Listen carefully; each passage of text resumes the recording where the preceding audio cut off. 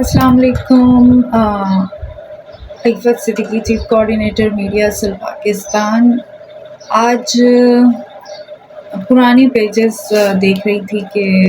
Copies سے الگ کیے جائیں جو کچھ، کیونکہ لکھنے کی عادت ہے اور لکھتی رہتی ہوں اور بہت کچھ جمع ہو جاتا ہے، تو اس میں سے کام کا نکال دیتی ہوں اور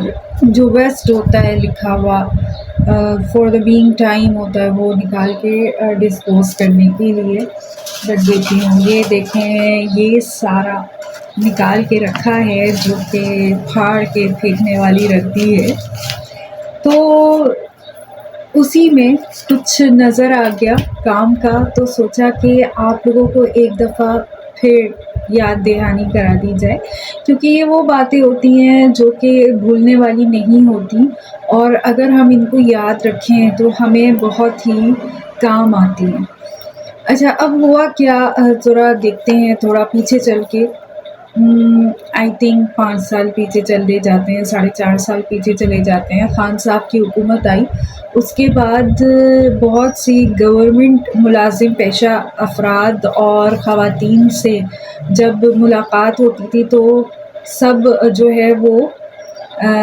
برا بھلا کہہ رہے ہوتے تھے خان صاحب کی حکومت کو، کیونکہ اس کی وجہ یہ تھی کہ گورنمنٹ ملازمین کے جو ایکسٹرا الاؤنسز تھے وہ خان صاحب نے ختم کر دیے تھے۔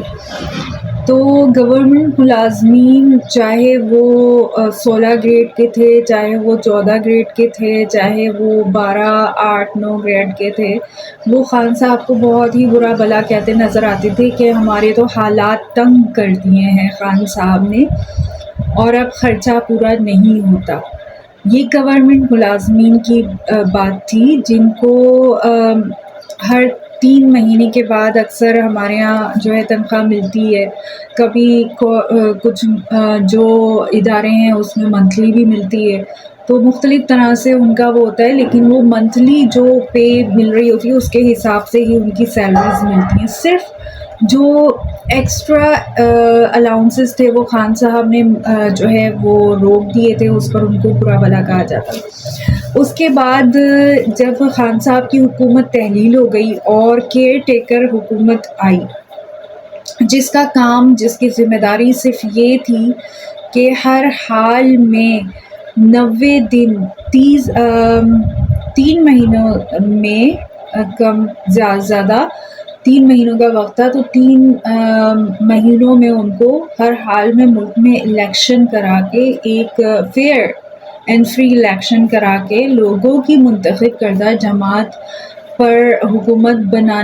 بنوانی تھی، جو کہ ہم نے دیکھا کہ 1.5 سال گزر گئے، حکومتیں چینج ہوتی رہیں لیکن کوئی فائدہ نہیں ہوا، اور لگتا نہیں تھا کہ یہ لوگ الیکشن کرائیں گے، اور الیکشن جو ہوئے بھی تو وہ بھی الیکشن تو نہ ہوئے، لوگ نکلے، ووٹ ڈالا، لیکن اس ووٹ کا کھل کے سامنے آ گیا کہ جو عوام اس 2024 سے پہلے 8 فروری 2024 سے پہلے جو عوام نکلتی تھی ووٹ ڈالنے کے لیے، اور پھر بھی جس کو ووٹ ڈالے جاتے تھے وہ نہیں حکمران آتے تھے، تو وہ کیوں ہوتا تھا، کیسے ہوتا تھا، سب جانتے تھے کہ ریگنگ ہو رہی ہے، دھاندلی ہو رہی ہے، لیکن پھر یہ کہا جاتا تھا کہ نہیں جی، فیئر اینڈ فری الیکشنز ہیں، اور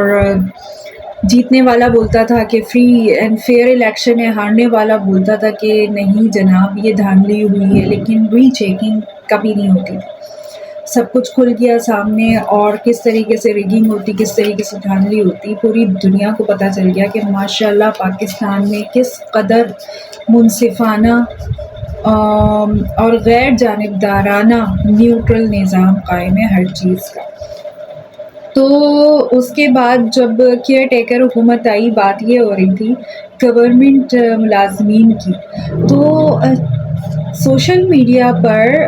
جب ایک بل پاس کیا جس میں کیئر ٹیکر حکومت کی طرف سے ایک اعلان کیا گیا، بل پاس کیا گیا کہ سرکاری ملازمین کی تنخواہوں میں 35% اضافہ کر دیا گیا ہے، تو بڑی واہ واہ مچی کہ دیکھیں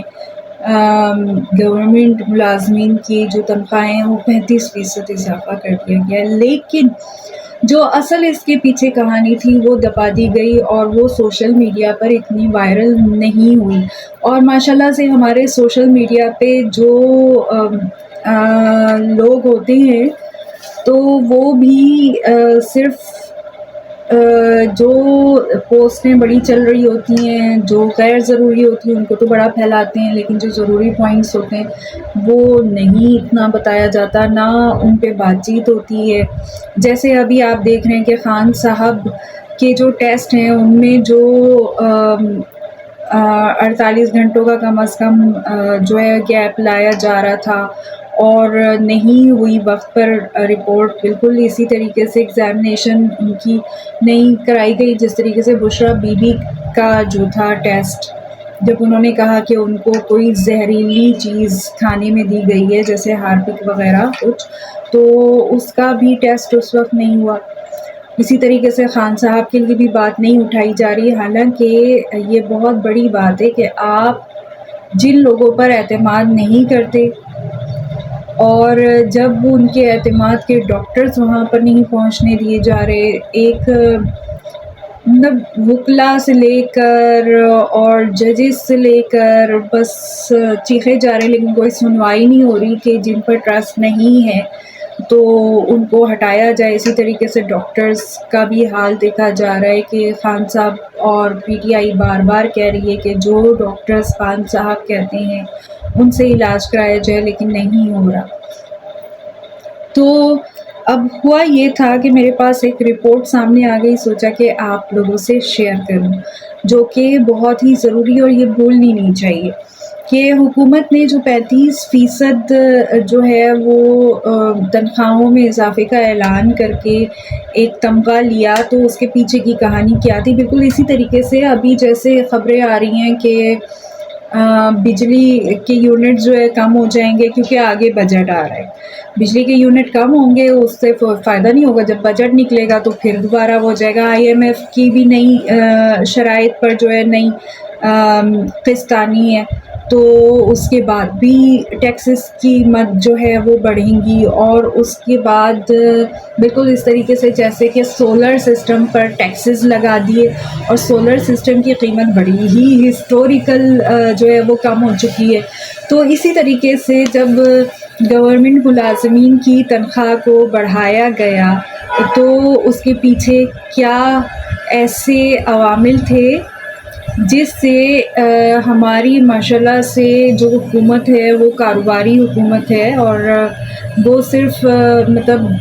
دھن بنانے کے چکر میں رہتے ہیں، لیکن وہ دھن آج تک جب بھی ان لوگوں کی حکومت رہی ہے وہ کبھی بھی پاکستان کے خزانے میں نہیں دیکھا گیا، وہ صرف ان کے خزانوں میں دکھا، سوئس بینکس میں دکھا۔ تو ہوا یہ کہ جب کیئر ٹیکر حکومت نے تنخواہ بڑھائی 35%، تو اس کے ساتھ ایک ایسا فیصلہ کیا گیا تھا جس سے مستقبل میں سرکاری ملازمین کی بنیادیں ہل جانی تھیں، جو کہ ہل چکی ہیں کیونکہ وہ بل پاس کیا گیا، اور لیکن اس چیز کو میڈیا پر اتنا ہائی لائٹ نہیں ہونے دیا گیا کہ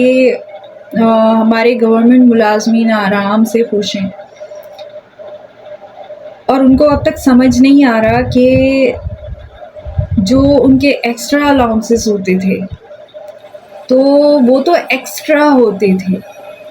وہ جب ان کو کم کیے گئے تو انہوں نے خان صاحب کی حکومت کو بڑی گالیاں دیں، بڑا برا بلا کہا،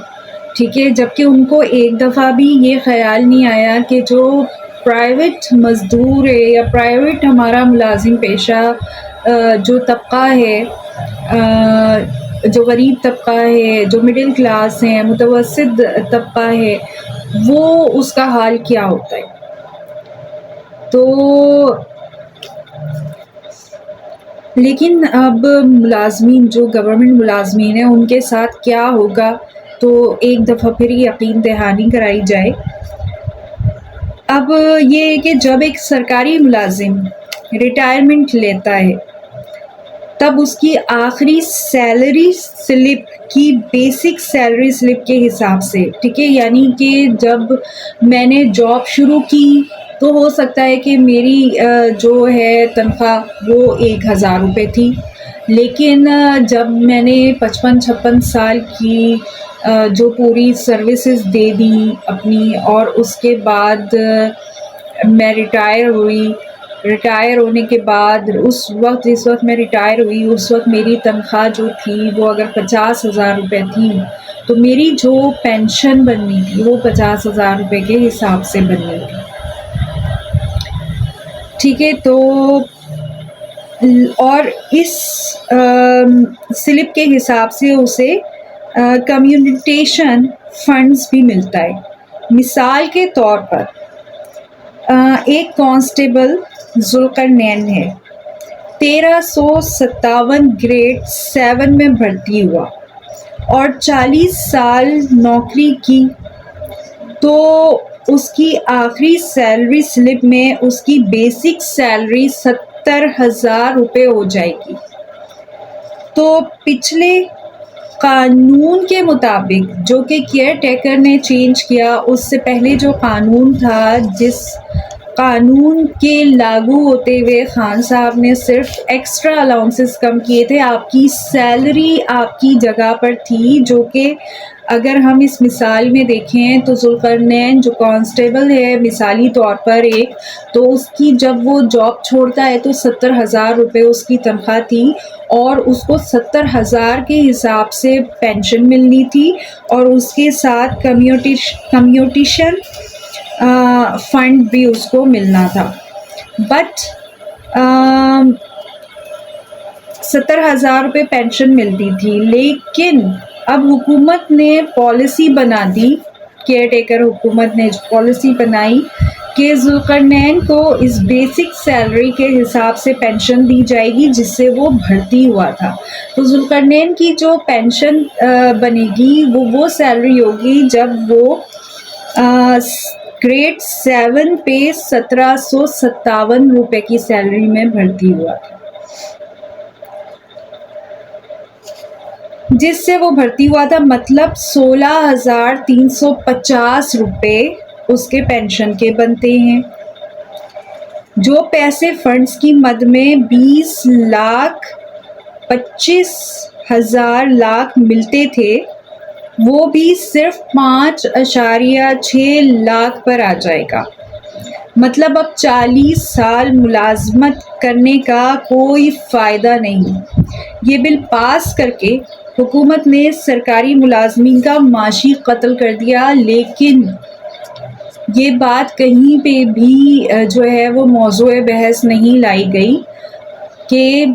کس طریقے سے آپ نے پورے 40 سال کی سروسز جو ایک گورنمنٹ ملازم، ایک سب انسپیکٹر یا ایک حوالدار یا ایک کلرک،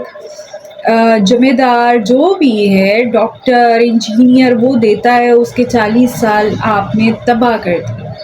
اور جب وہ اتنے سال پوری زندگی کے دے کر گورنمنٹ کو جب وہ ریٹائر ہوا تو اس کے پاس کیا بچتا ہے؟ یہ بل پاس کر کے حکومت نے سرکاری ملازمین کا معاشی قتل کر دیا۔ اس پر کسی بھی ملازم کا احتجاج ریکارڈ نہیں ہوا۔ سارے گورنمنٹ ملازم آج بڑے پریشان ہیں کہ ہم کما بھی رہے ہیں، لیکن ہمارا تو صرف ایک بل ہی اگر آ جاتا ہے تو اس کے بعد ہم اپنے بچوں کے اسکول کے اخراجات اور ان کی غذا تک کے اخراجات جو ہے وہ نہیں کر سکتے کسی بھی طریقے سے ان کو پورا، بلکہ اوور ٹائم اگر لگایا جائے تو اس کے بعد بھی کچھ نہیں بچ رہا ہوتا، تو وہ کرے کیا؟ کہاں جائے اور کہاں سے لائے؟ اچھا، اب اگر قرضہ لے کے وہ اپنے مہینے کا خرچہ پورا کرے گا تو وہ قرضہ وہ ادا کہاں سے کرے گا؟ قرضہ لے تو اس کو ضرورت ہے ہر مہینے لینے کی، اور آج اگر وہ 10,000 روپے خرچہ کے لیے جو ہے وہ قرضہ لے گا تو وہ قرضہ 10,000 تو اس کے اوپر چڑھ گیا، لیکن اگلے مہینے کیا اس کو جس طرح سے مہنگائی بڑھائی جا رہی ہے کیا اس کو قرضے کی ضرورت صرف 10,000 روپے کی ہوگی؟ نہیں، ہو سکتا ہے 15 یا 20 ہزار روپے اس کو لینے پڑ جائے، کیونکہ جو پچھلی دفعہ پچھلے مہینے بجلی کا بل آیا تھا اس کے نرخ بھی بڑھ چکے ہوں گے، جبکہ استعمال اس سے بھی کم ہوگا کیونکہ لوڈ شیڈنگ بھی ہوتی ہے، بجلی 24 گھنٹے تو چل نہیں رہی ہوتی۔